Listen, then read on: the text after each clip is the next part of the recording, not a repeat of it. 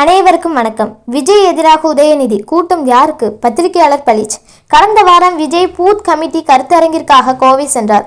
அங்கு அவருக்கு மக்களும் தொண்டர்களும் ஆரவாரமாக வரவேற்பை கொடுத்து திக்குமுக்காட வைத்தனர். அதில் ரசிகர்கள் செய்த சேட்டைகளையும் பார்த்தோம். இப்படி பல வீடியோக்கள் வைரலான நிலையில் சில எதிர்மறை விமர்சனங்களும் எழுந்தது. அதேபோல் கோவைக்கு வந்த உதயநிதிக்கும் கட்சியினர் வரவேற்பு கொடுத்தனர்.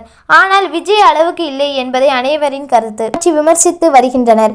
இந்த சூழலில் வலைப்பேச்சு பிரபலம் பிஸ்மி இந்த விவகாரம் குறித்த தன்னுடைய கருத்தை தெரிவித்துள்ளார். அதில் உதயநிதிக்கு வந்து சேர்ந்த கூட்டம் கிடையாது, காசு கொடுத்து வந்தவர்கள் தான் என்பது நன்றாகவே தெரிகிறது. ஆனால் விஜய்க்கு வந்து சேர்ந்த கூட்டம்தான். அதில் தொண்டர்களும் ரசிகர்களும் ஒரு பக்கம் இருந்தாலும் விஜயை பார்க்க வேண்டும் என்ற ஆர்வத்தில் கூடிய மக்களும் உண்டு. அதேபோல் அரசியலில் ஒரு மாற்றம் வேண்டும் என மக்கள் நினைக்கிறார்கள். அதுதான் இந்த கூட்டமாக வெளிப்பட்டுள்ளது என தெரிவித்துள்ளார். பொதுவாக அரசியல் கட்சி கூட்டங்கள் கூட்டுவதற்கு பணம், பிரியாணி என யோசிப்பார்கள். ஆனால் விஜய் அப்படி செய்யவில்லை என்று பிஸ்மி தெரிவித்துள்ளார்.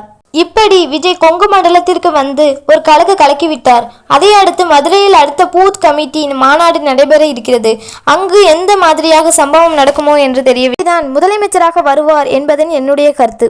உங்களுடைய கருத்தை கமெண்ட்ல சொல்லுங்க.